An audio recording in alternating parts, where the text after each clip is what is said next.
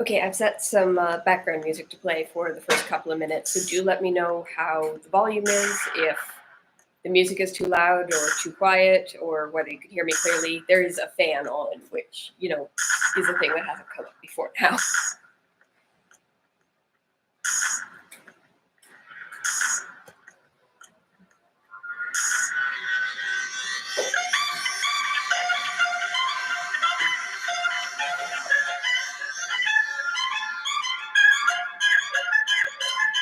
Welcome, Purim Sameach, and Yom St. Patrick Yahadosh, I think, for those celebrating. On the commute back, Matt had asked me a fairly simple question about how you celebrate Purim, and I had answered him by wasting the rest of our drive by telling him the whole story. So I won't repeat that, but I think when Matt arrives, he can share with you some ways that you can merge your Purim celebrations in with your St. Patrick's Day celebrations, because they are extremely compatible holidays, and I can't recall that they have ever coincided in my lifetime. So that's exciting.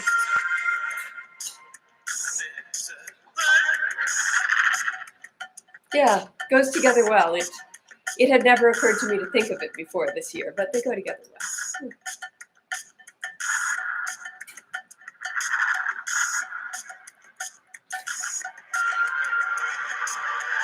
At Friday Night Fight Club, I know we had some drinking game prompts going. And so far, I think we've hit a tingle shot in just about each and every episode of Animorphs anyway. But, if you were looking for some other drinking game props, I was about to suggest that whenever they mention the abandoned construction site, you should take a drink, but not during the first book, because you will die. My mom always read the Animorphs books when I was done with them, and I know we had a bit of a joke going when I was a kid, which was just that the narrating Animorph starts each and every book by saying, I can't tell you where I'm from or what state I live in, because there's the automatic assumption that even though they can't tell you where they live, it's definitely in the United States of America. But they can't tell you which state, but it's definitely Florida, right? That was an ongoing joke my mother and I had. It's like, yeah, but it's Florida. So I think whenever you hear something and you think, oh yeah, well, that's Florida, have a drink.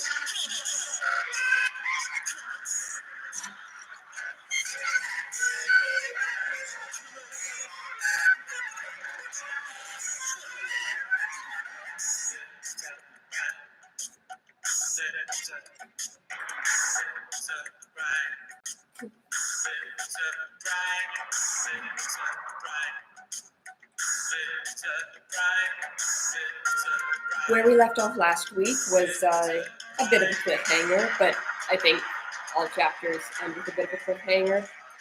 So the Animorphs had gone to a meeting of a Yerk Christian youth group.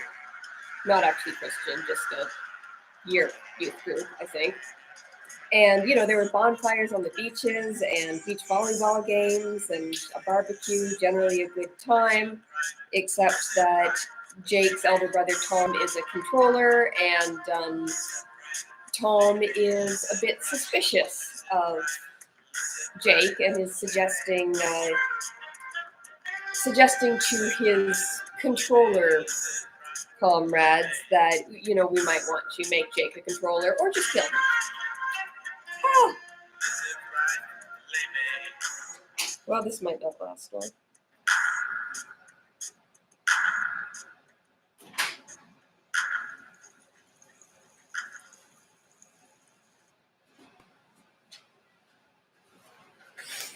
Okay, it is 7:05, and that was the end of that starter song. So, chapter 15. Either make him ours or kill him. I felt like someone had punched me. I told myself that Tom was a human controller. Some slimy, snotty slug from another planet was in his brain controlling him. When he talked to me, it wasn't even Tom. Not really. It was a Yeerk. My brother. One of them. Chapman. One of them. They were everywhere. Everywhere. How were we going to stop them? How could we even try?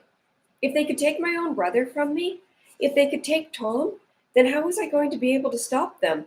It was insane. Marco was right. I think if I had been fully human right then, despair would have just overpowered me. But dogs don't know about despair. It was Homer's simple, happy, hopeful mind that saved me. For a while, I just sort of let go and drifted into dog consciousness. I didn't want to think. I didn't want to be a human being. For a while, I just wandered around the dunes and smelled things. But I knew I had a job to do. After a while, I let go of the simple happiness of the dog and forced myself back into painful reality. I waited and listened some more to the meeting, but I was still so upset. I didn't really track on a lot of what was being said.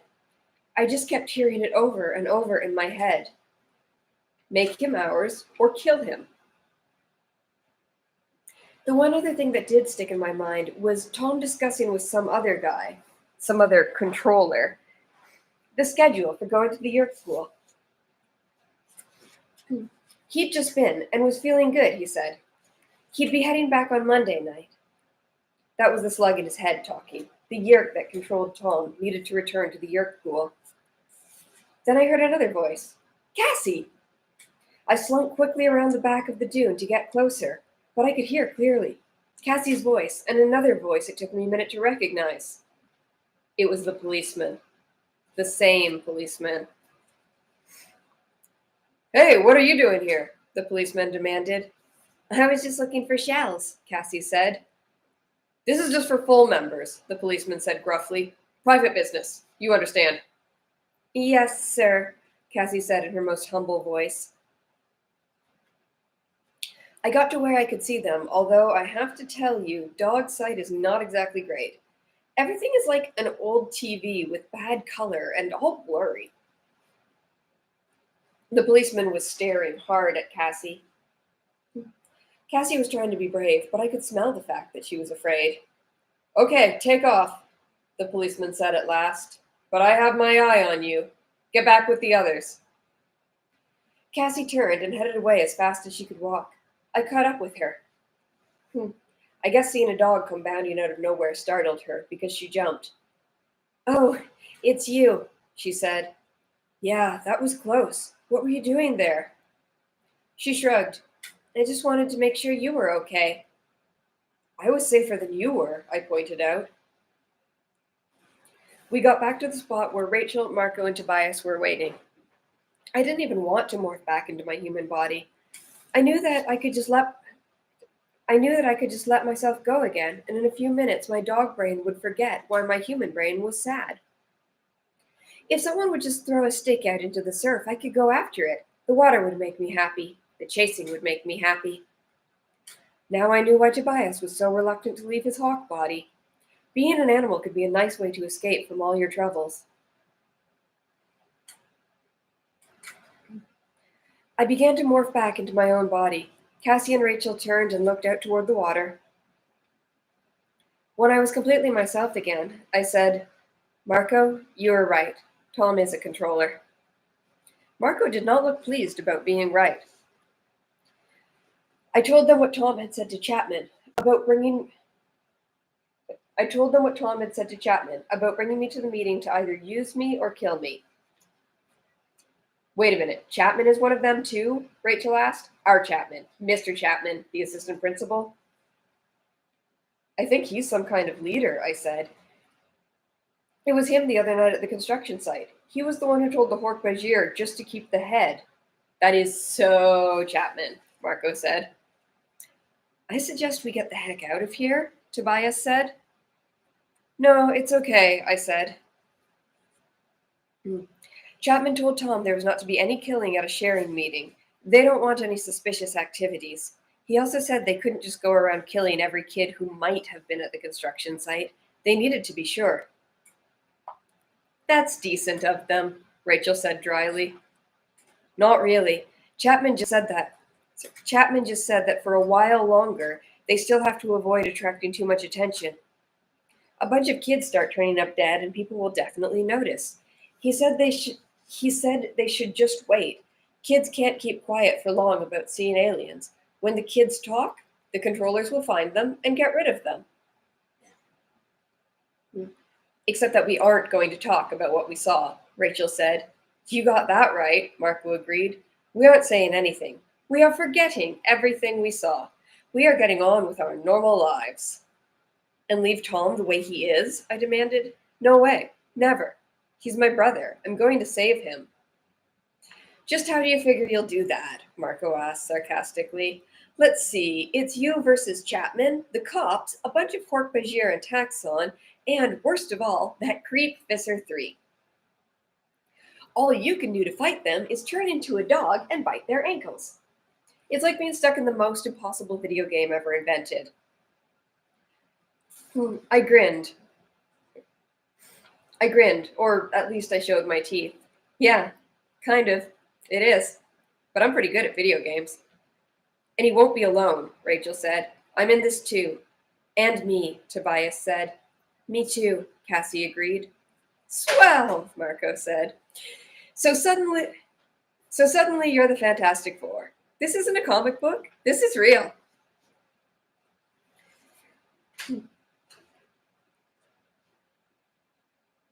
We heard the sound of people coming through the dunes. The meeting of the full members had broken up. Everyone, quiet, I said. We'll let this ride, for now. I said that to calm Marco down. I had no intention of letting it ride. I pulled Cassie aside. Listen, Cassie, I need an animal morph that will let me watch Chapman without him seeing me. What do you have at the farm? Cassie got quiet for a moment. Let me think. We have a lot of injured birds, of course. We have the wolf with the broken leg. We have the wildcat with one eye. I waited while she went down a list of all the animals at the wildlife rehabilitation clinic. Suddenly, Cassie snapped her fingers. I wonder, how small an animal do you think we can morph? I shrugged. I had no idea. I may have something in mind, she said. It's not really in the clinic as a patient. It sort of lives there. It's small. It can crawl up walls. It's fast if you need to get away. And I guess it can hear and see okay. Which is how I ended up in Cassie's barn later that night, crawling beneath cages full of sick buzzards and between a pair of jumpy deer, looking for lizards.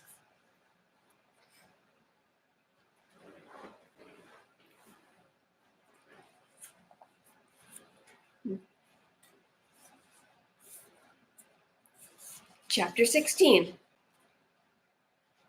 I did it Monday morning in my locker at school. I turned into a lizard. A green anole, to be exact.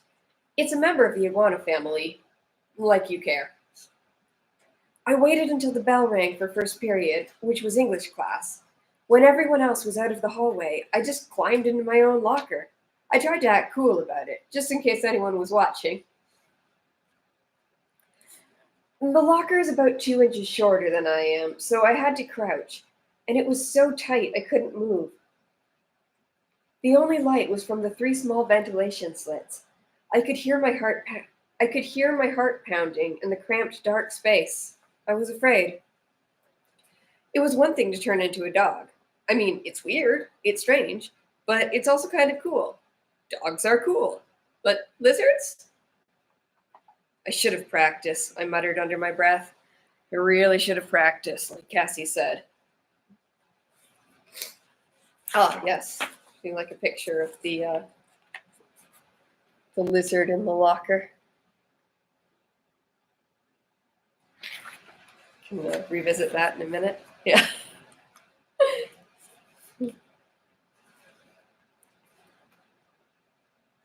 I started to focus for the morphing. I remembered the way we had caught the lizard the night before last. We'd spotted it with a flashlight. and Cassie had put a bucket over it so it couldn't get away. It had been fairly creepy, just touching it to acquire its DNA pattern. Now I was going to become it. The first thing I noticed was that I suddenly had more room inside the locker. I didn't have to crouch down anymore, and my shoulders weren't all scrunched up. I touched my face with one hand. My skin was looser than it should have been, and pebbly to the touch. I ran my hand over my hair. Nope, my hair was almost gone. Then things began to happen very fast. The locker grew and grew around me. It was as big as a barn, as big as a stadium. It was like falling off a skyscraper and taking forever to hit the ground. I was standing on something sticky, as large as a boulder. How had a boulder gotten inside my locker? But then I realized it was a wad of gum. An old chewed wad of gum stuck to the bottom of my locker.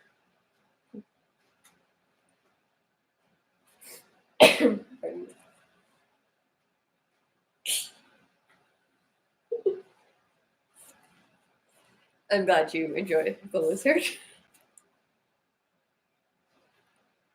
Gigantic drapes as big as the sails of a ship were falling all around me. They were my clothes. In the dim light, I could see two monstrous, misshapen things on either side of me. I could just make out the Nike swoosh and realize they were my shoes, but they were the size of houses. And then the lizard brain kicked in. Fear, trapped, run, run, run, run, run, run. I shot left, a wall. I scampered up, feeling my feet stick to it. Trapped, I jumped back, another hard surface. Trapped, run, run, run, run, run, run, run.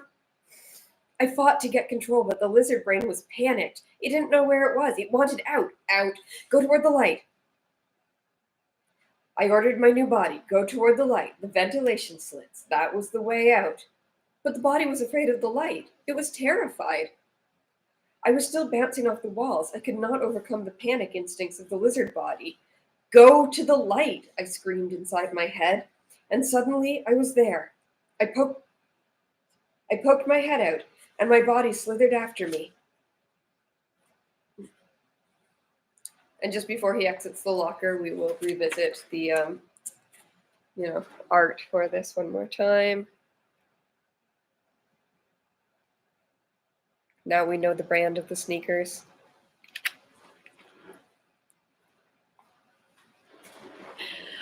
I don't think so, Matthew, but the song I was playing as our lobby music this evening, I only chose that because the title of the song was Lizard Brain.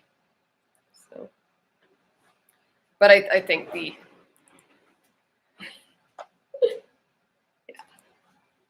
Yeah.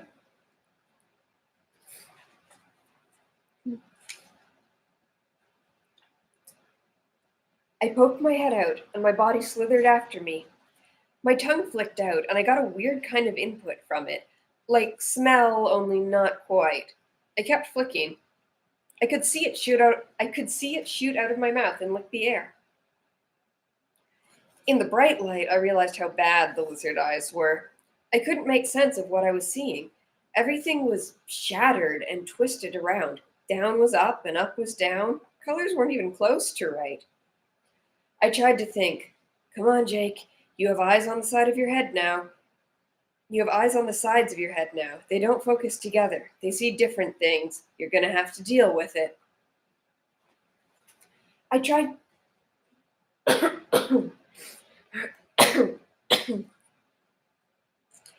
I tried to make sense of the pictures using this knowledge, but they were still a mess.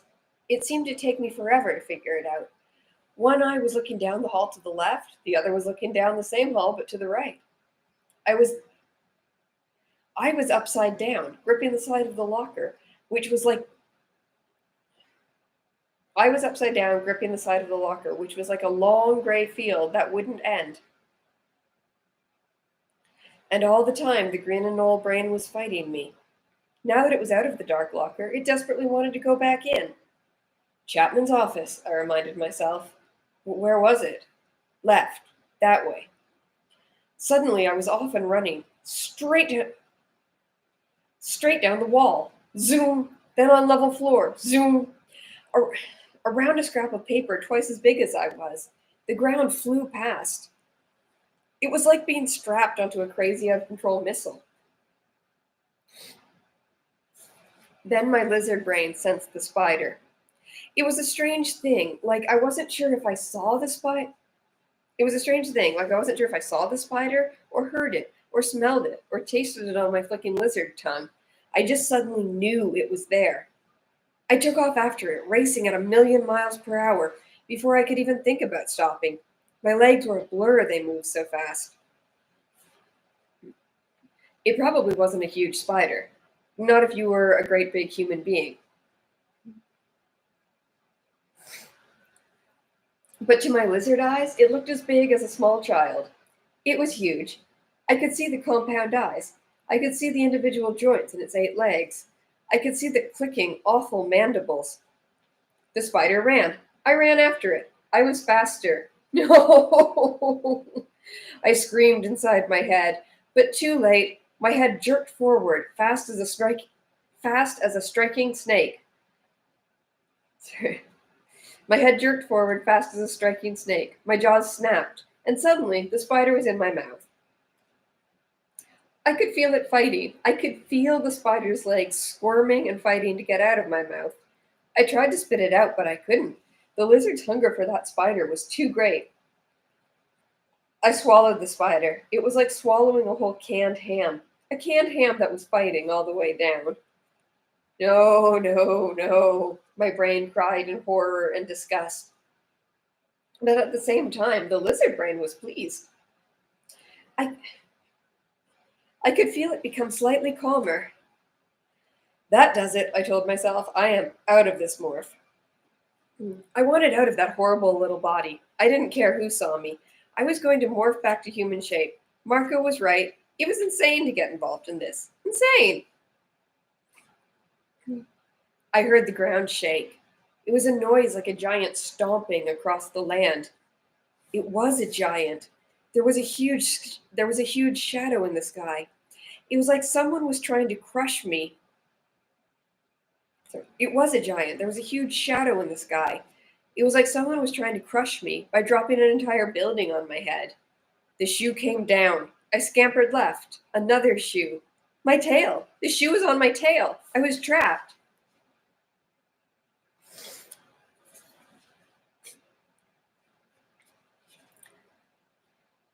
Chapter 17.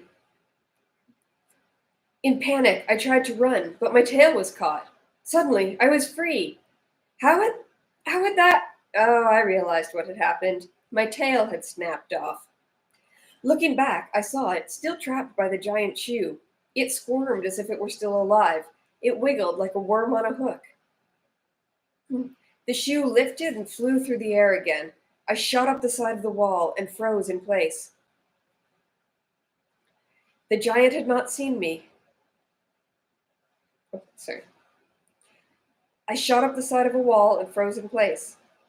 The giant hadn't seen me. It hadn't tried to stomp me. It had been an accident. And now my tail, no, the lizard's tail. The giant walked on, shaking the ground as it went. I focused one lizard eye on the figure. It was like trying to make sense out of one of those carnival fun mirrors, but even so, I was pretty sure it was Chapman. I watched him head down the hall, and with all my power, I ordered my lizard body to follow him. I tried not to think about the spider in my stomach, or the fact that it was still not completely dead. I tried not to think about the fact that part of my body was back on the floor, jerking like it was still alive. I just raced along after Chapman, because Chapman might reveal something that would help Tom. I planned to follow Chapman to his office. I'd hide under his desk and listen to him make phone calls. I figured sooner or later he might let something slip about the location of the yurt pool. Cassie and I had talked about it. She had said it could take days of hiding in Chapman's office before we learned anything. Besides, we could only stay in a morph for 2 hours. And meanwhile, I would be skipping class. Sooner or later, I'd get in trouble over that. And the really funny thing is, when they catch you, and the really funny thing is, when they catch you skipping class, you get sent to the assistant principal's office. I could just imagine that scene. Sorry I skipped class, Mr. Chapman, but I've been in this lizard body watching you because I know you're a controller and part of a giant alien conspiracy to take over the Earth. I would have laughed, only lizards can't laugh, so I just followed Chapman as he marched down the hall. Suddenly, he stopped. Were we at his office? I looked around as well as I could. It didn't look like the office. The spider gave me a kick in my stomach. He opened the door. He opened a door. It swung right over me with a big rush of air. It went just above my head as I hugged the floor. I concentrated on making sense of the sights. Wait a minute. This was a janitor's closet. A mess of mops and buckets and cleaning solutions. What was Chapman doing? He went inside, so I followed. He went inside, and I followed, careful to stay away from the high leather walls that were his shoes. I heard a loud click. He had locked the door behind him. It was a long way up from the floor, but I could more or less see him doing things to the sink faucet. I thought he I thought he grabbed one of the hooks they used to hang up the dirty mop heads. I was pretty sure he twisted it because I could hear a squeaking sound. And to my total and complete amazement, the wall opened. There was a doorway where the wall had been. Strange smells and stranger sounds wafted up from inside the doorway. Chapman stepped through. There were stairs just inside. Heading down into a purple lit pit. From far away, as if it came from 100 miles down, I heard a faint sound. It was a scream. A scream of fear and despair, a human voice crying out in the darkness of that horrible place. No, the voice moaned. No. I knew what the scream meant. I knew what was happening. Somewhere down there, a human being was feeling the yerk slug slither inside its brain. Somewhere down there, a human being was being turned into a mindless slave of the yerks.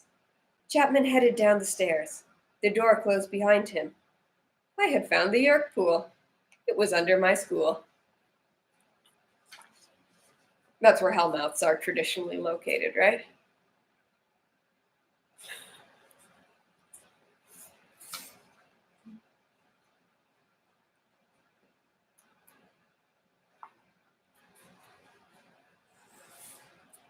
Chapter 18. Screams, I said. Human screams. They sounded so far off, but that's what they were. My friends all looked at me, all but Marco, who looked away. It was that same afternoon, right after school. We'd gone to the mall. We figured it was the best way not to look suspicious. No one thinks there's anything weird about kids hanging together at the mall. We were at a table in the food court, sharing some nachos. Ever since eating the spider, I'd had a desire to consume lots and lots of junk food to help me forget. You were a lizard at the time, Marco pointed out. Who knows what you heard? I know, I said. I can't stand the thought of what's happening to people down there, Cassie said. She shuddered. It's sickening. We have to do something, Rachel said. Yeah, let's rush right down there, Marco said. Then it can be us screaming.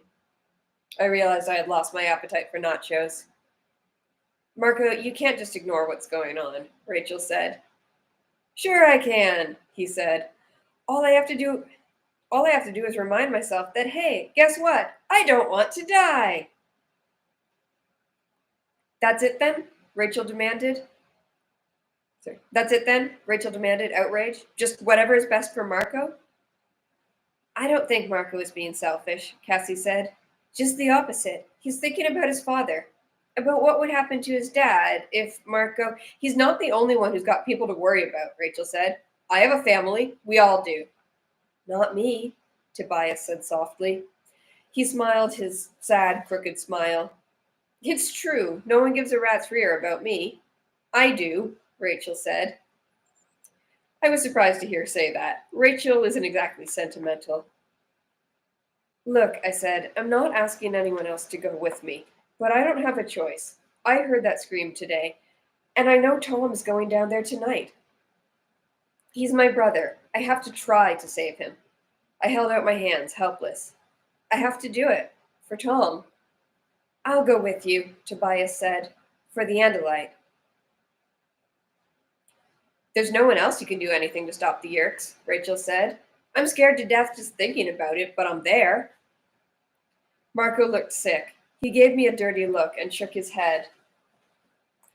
This is bad, he said. This is so bad. If it wasn't for Tom, I'd walk away. Look, Marco, you don't have to, I started to say. Oh, shut up, he snapped. You're my best friend, you jerk. Like I'm going to let you go face all this alone? I'm in. I'm in to rescue Tom. That's it. Then I'm done. Only Cassie had remained silent. She was looking dreamily off over the heads of the mall crowd. You know, back in the old days, I mean, the really old days, the Africans, the early Europeans, the Native Americans, they all believed animals had spirits, and they would call on those spirits to protect them from evil. They would ask the spirit of the fox for his cunning. They'd ask the spirit of the eagle for his sight. They'd ask the lion for his strength. I guess what we're doing is sort of basic. Even though it was Andalite technology that made it possible, we're still just scared little humans. We're still just scared little humans trying to borrow the mind of the fox and the eyes of the eagle, or the hawk, she added, smiling at Tobias, and the strength of the lion. Just like thousands of years ago, we're calling on the animals to help protect us from evil. Will their strength be enough? I wondered. I don't know, Cassie admitted solemnly.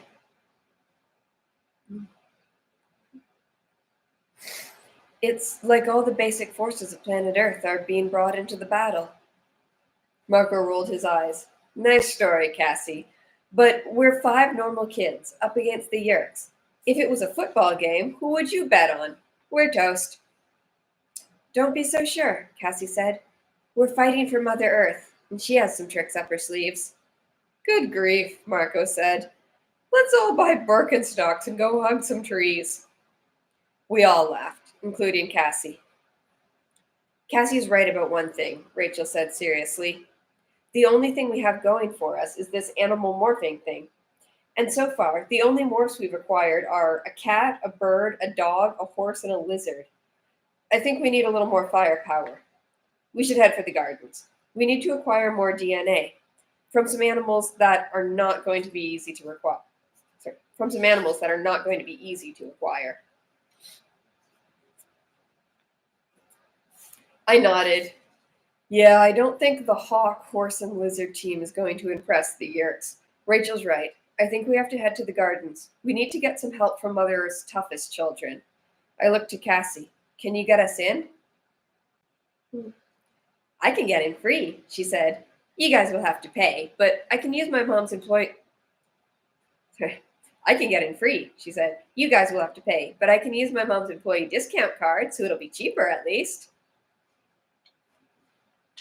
Oh, I'm sure we could talk them into just letting us in for nothing, Marco said. Just tell them we're Animorphs. Tell them we're what? Rachel asked. Idiot teenagers with a death wish, Marco said. Animorphs. I tried the word out. It sounded okay.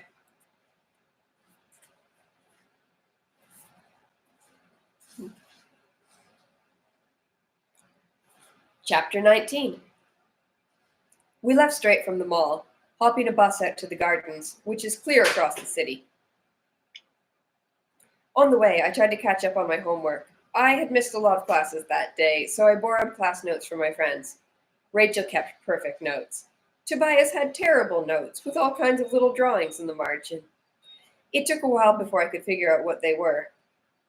They were buildings and people and cars, but the way they looked from high up in the sky. I don't really need to go in, Tobias said, as we pooled our as we pooled our limited cash to buy tickets. I'm happy with just my hawk morph. I don't want to be anything else. I think that's a mistake, Rachel said.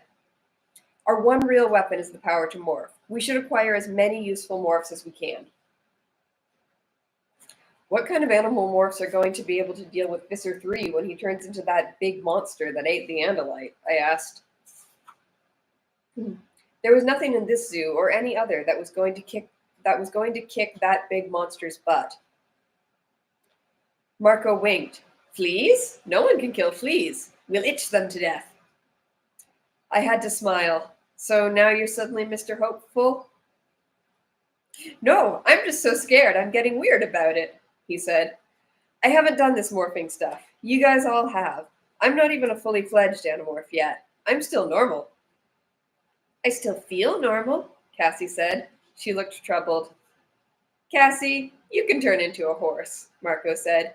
Very few normal kids can do that. It's different for Jake turning into a lizard. He's always been a reptile. I took a good-natured swing at Marco, but he dodged it. It was cool having Marco with us. It was cool that Marco was with us, even if he was giddy. It took about half an hour to reach the main gates of the gardens. I climbed down off the bus feeling nervous, not at all like I usually felt going there. I mean, the gardens is just about my favorite place to go normally, but normally I'm not going there to get personal with dangerous animals. The main part of the gardens is rides. They have all the usual stuff, like roller coasters, which are my personal favorite, and Ferris wheels and water slides. But they also have an animal part, which is like a zoo, only cooler. They do dolphin shows, and there's this whole section where you can get close to some of the safer animals. And this monkey habitat they have is like a whole monkey city, practically. Anyway, if I were an animal and I had to be in a zoo, I'd want to be there.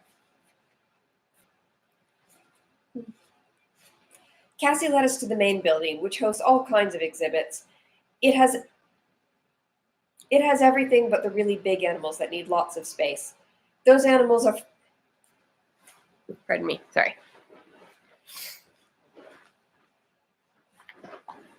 Let me just reorient my eyes for a second there.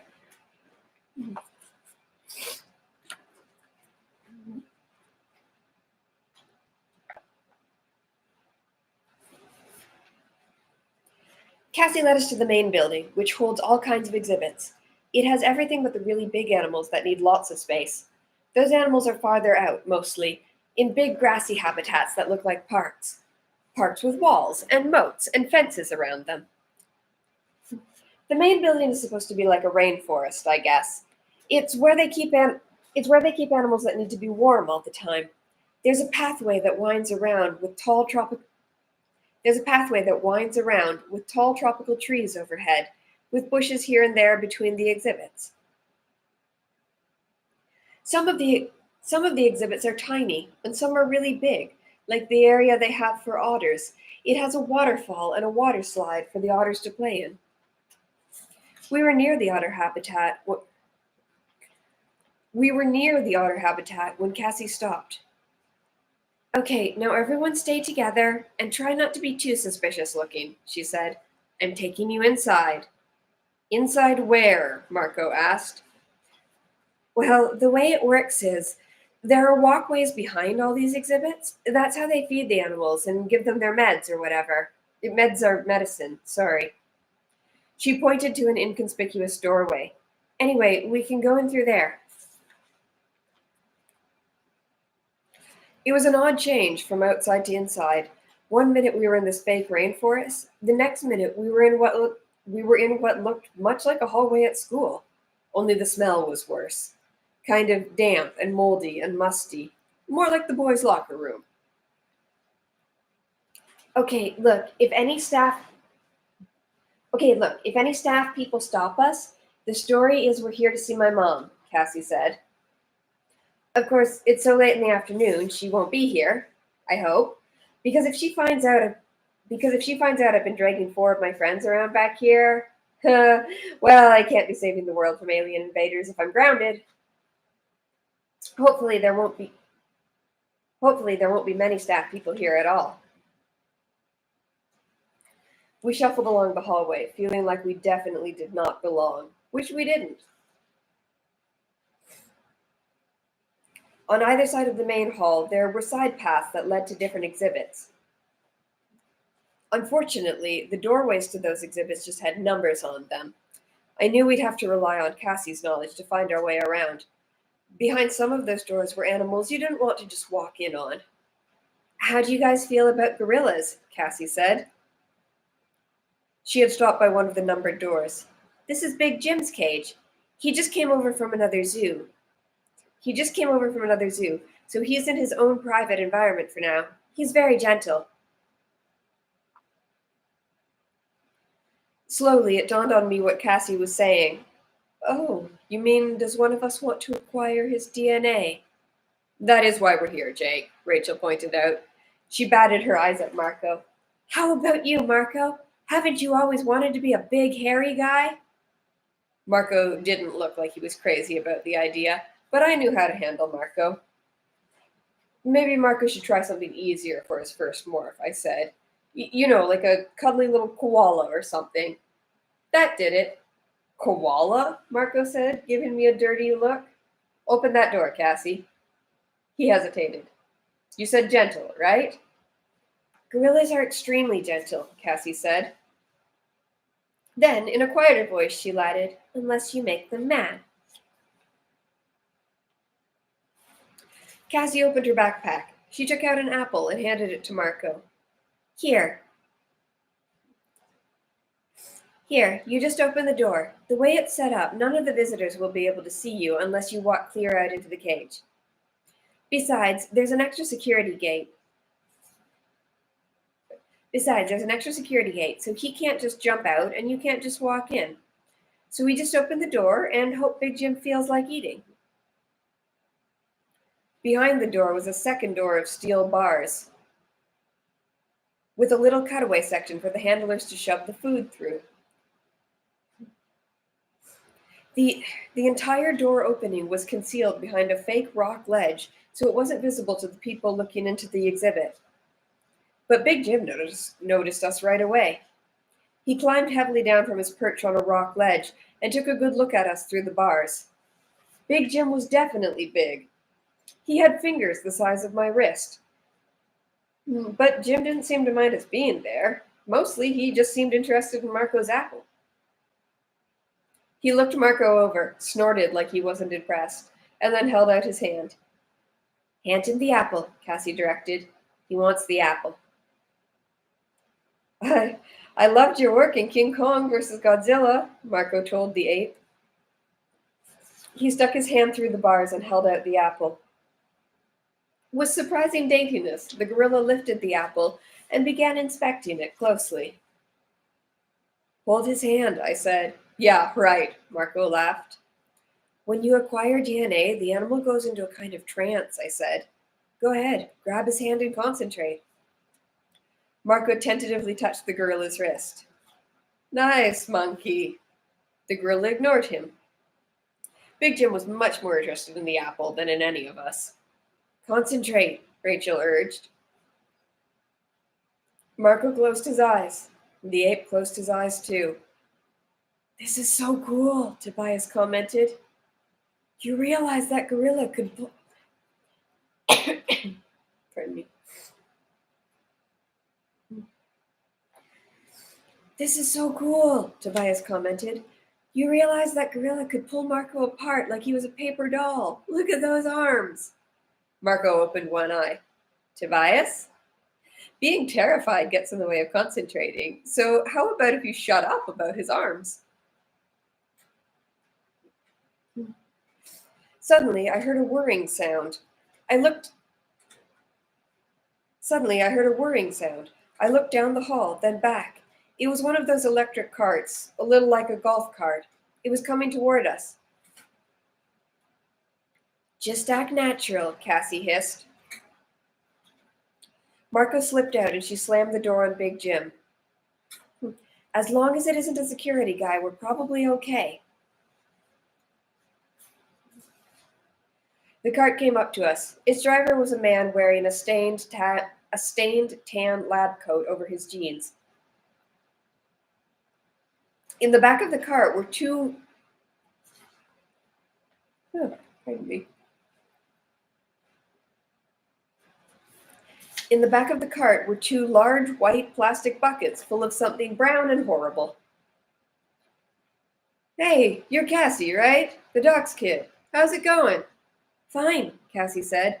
She waved casually, and the man drove right on past. That was easy, Rachel said.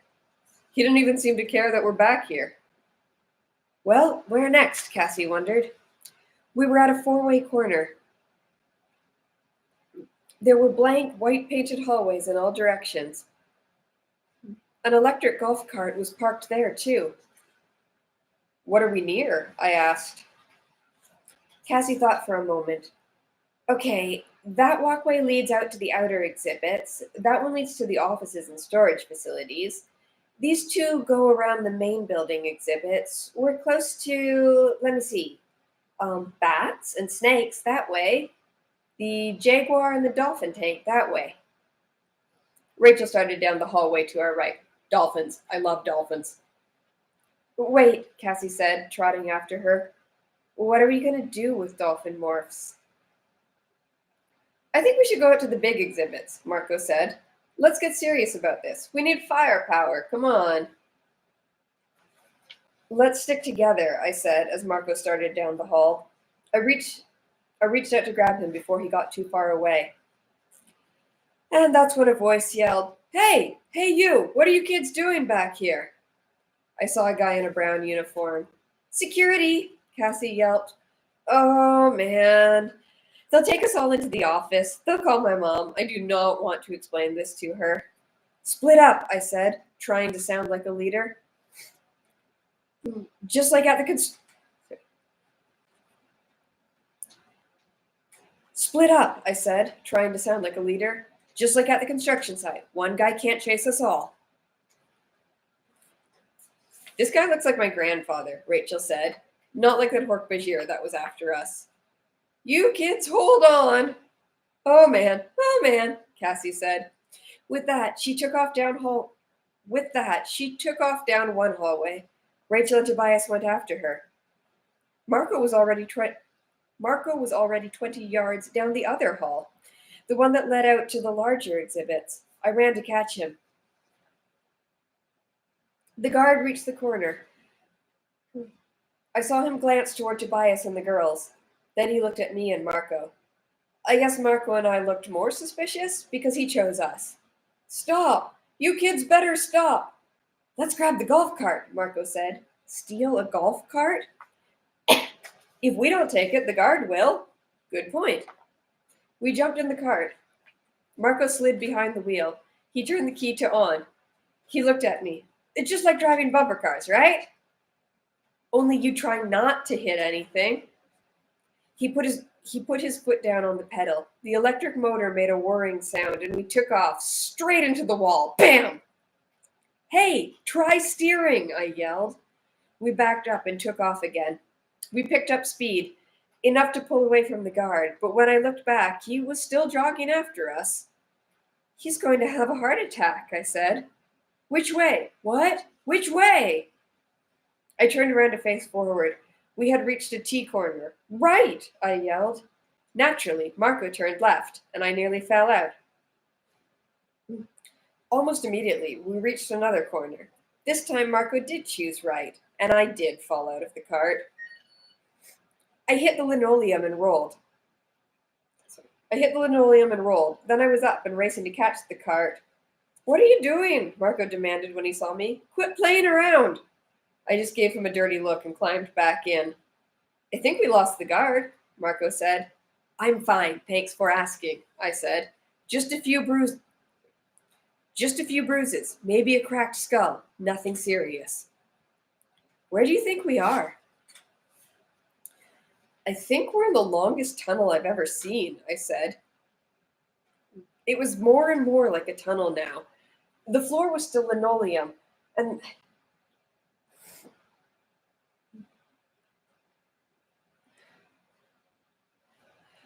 It was more and more like a tunnel now. The floor was still linoleum and the walls were still whitewashed, but the lights were getting more spread out, so you definitely had the feeling you were underground.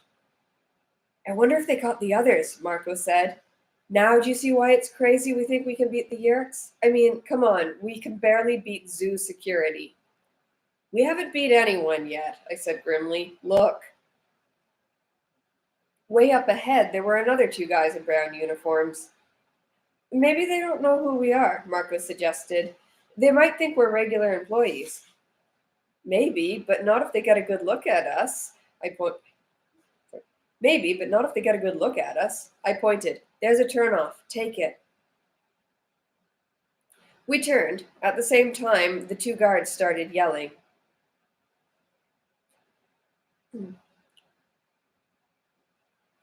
The side corridor we had taken grew narrow, too narrow for the golf cart. Ditch it! I jumped out. Marco jumped after me. We could hear the guards' footsteps as they ran down the main tunnel. These guys were in better shape than the old man. These guys could run. The corridor ended abruptly.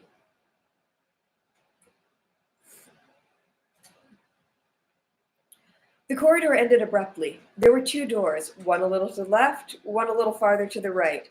They were labeled P201 and P203. No help at all. Pick a door, Marco said. I took a deep breath. Door number 1. I opened P201. A blast of fresh air hit me. Sunlight blinded me. I blinked, trying to get my eyes to adjust. The rhinoceros blinked too. Ah! I yelled. Ah! Marco yelled. We jumped back and slammed the door. Wrong door, Marco said. Definitely wrong, I agreed. Hey, you kids, stop right there. The guards were just at the end of the corridor. Gotta try door number 2, I said. Do it. We opened the door and ran right through. There were trees all around us, trees and grass. We were in the shade. Sunlight filtered down through the leaves. Pardon me. Sunlight filtered down through the leaves. Just ahead, the bushes gave way to open grass. Where are we? Marco asked. Like I know? We worked our way through some bushes, keeping a careful eye out in all directions. We didn't see any animals, just some birds up in the trees.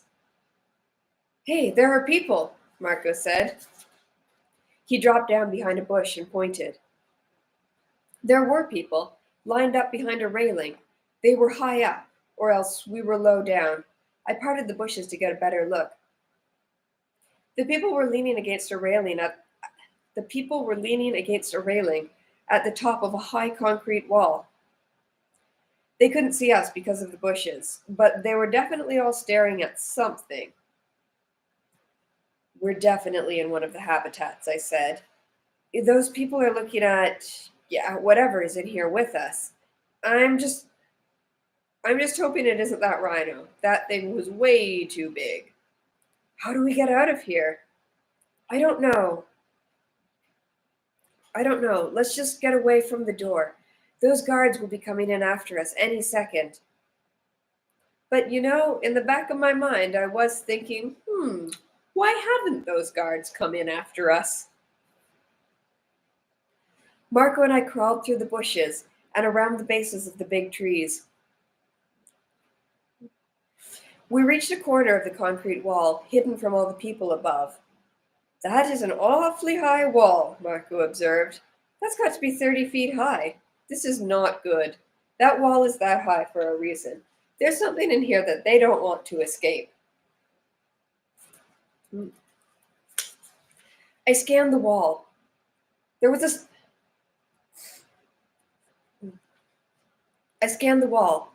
a steel ladder inside into the concrete, about 50 yards away. I guess that's the only way out. Let me ask you something, Marco said. Why haven't the guards come after us? I mean, if this was like the deer and antelope exhibit, they'd come right in, wouldn't they? We have to think, not panic, I said. I am trying not to think about why the guards didn't come in here. I moved back into the shadows of the bushes. Besides, maybe there's nothing in here at all. I squatted down on my haunches.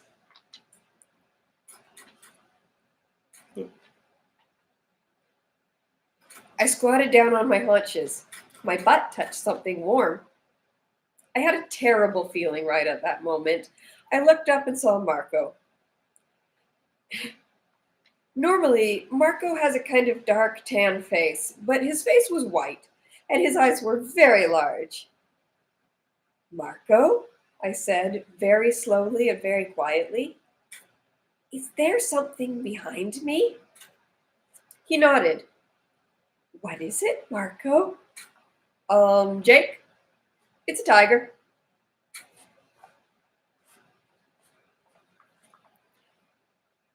And I think maybe that's a good place to stop for tonight.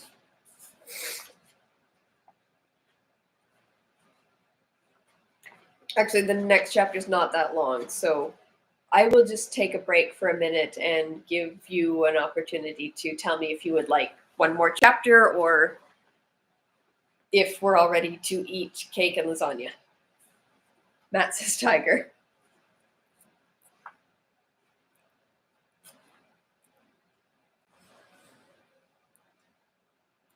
Okay, little more tiger. Chapter 20. A male Siberian tiger, to be exact. 10 feet long, 700 pounds of deadly speed and unbelievable power. You know those old Tarzan movies you see on TV sometimes, where Tarzan is wrestling a tiger and actually winning? Let me tell you something. You want to know what your chances are of wrestling a tiger and coming out alive? They're about the same as your chances of jumping off the Empire State Building and surviving. I have an idea, Marco said shakily. Let's leave. Don't run, I said. It might just get his attention. I think he's noticed us, Marco said. I think he knows we're here, Jake. I think he's looking right at us. Look at his teeth. Don't freak. I have an idea. The morphing. If I acquire him, it'll put him in a trance. Acquire? Acquire what? You can't acquire anything about him. He is the acquirer, and you're the acquiree. He is going to acquire your butt for dinner. He is going to acquire you and spit out the bones. I swallowed hard. I tried to touch the tiger, but my hand was shaking too much. I took a couple of deep breaths. I heard somewhere that's supposed to calm you down, and I guess it works. Unless you're practically sitting on a tiger, then absolutely nothing calms you down. Nice tiger, I whispered. He just watched me. He had this lazy, who cares look. This look of total, complete, absolute confidence. Almost like he thought I was funny. Like maybe he enjoyed watching me shiver and shake. Please don't kill me, I said. Don't kill me either, Marco added. I reached my shaking hand toward the tiger. His eyes followed my hand. I touched his flank. It rose and fell with his breathing. Concentrate, Marco whispered. I was already concentrating real hard on the tiger. I was concentrating on his teeth. I was concentrating on the rippling muscles under his pale orange and black pelt. I was totally concentrating on the fact that he could swing that big, massive paw of his and send my head flying across the grass like a soccer ball. Then the tiger's breathing slowed. His eyes fluttered a little and slowly closed. How long does that trance last? Marco whispered. Well, about 10 seconds after you break contact. That's what it was with Homer. 10 seconds? 10 seconds! Yeah, so be ready to run. Oh, I've been ready to run.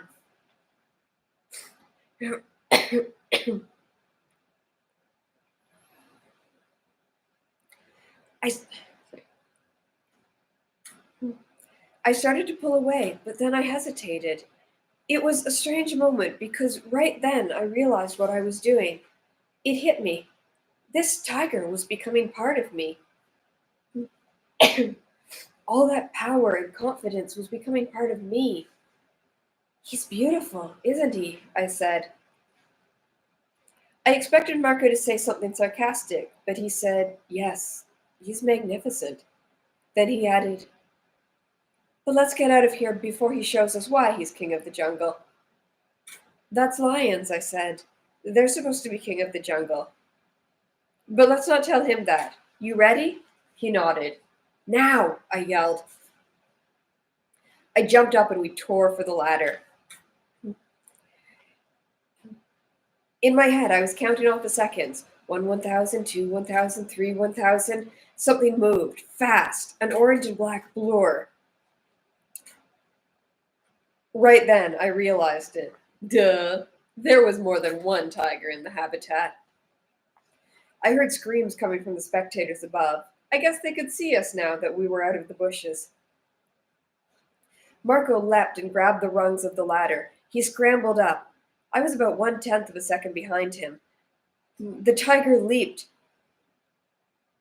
The tiger leapt too. His claws scraped the concrete just inches below me, and then let out a roar that made the rungs of the ladder vibrate in my hands. What a noise! I'm sorry that, I made a noise. That was what a noise.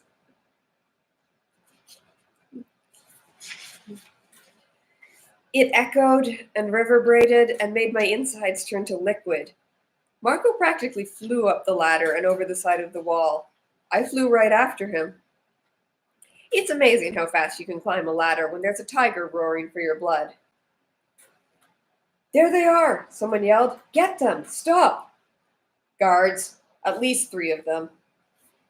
Should we morph? Marco yelled to me. No, just head for the crowds. There, over by the dolphin tank.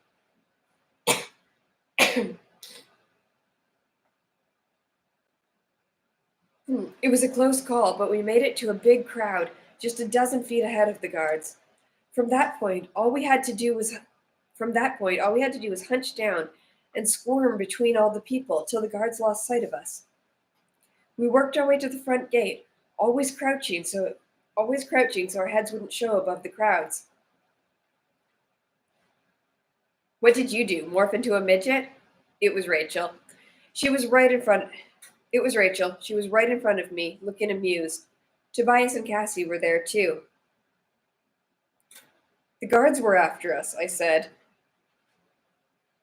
I had almost stopped shaking from my close encounter with the big cats. Almost. Oh, quit playing around, Jake, Rachel said. Let's get out of here. I have to be home for dinner. It turned out the other 3 had not been chased at all.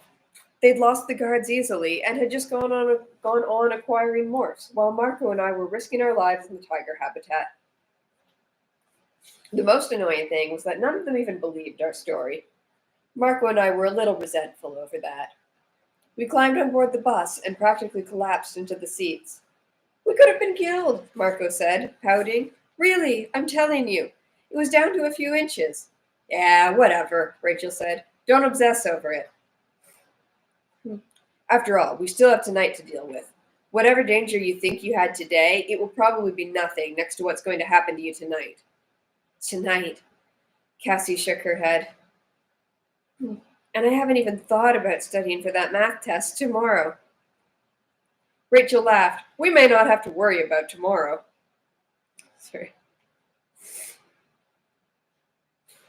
We may not have to worry about tomorrow. Thank you, little Miss Cheerful, Marco muttered under his breath.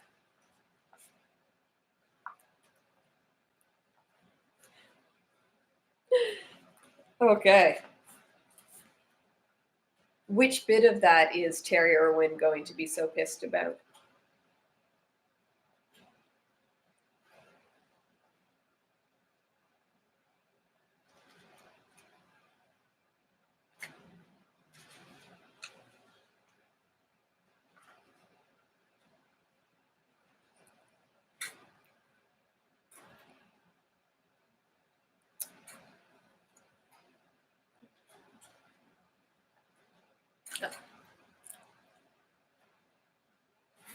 I think the first Animorphs book is one of the longer ones. So there is not an awful lot of this left. We can finish it next week.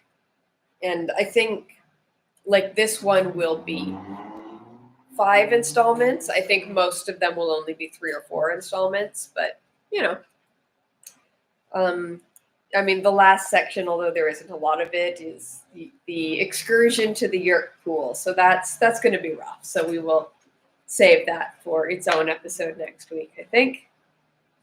Yeah. So yeah, I hope your cake is wonderful, and have a good week until I see you next time.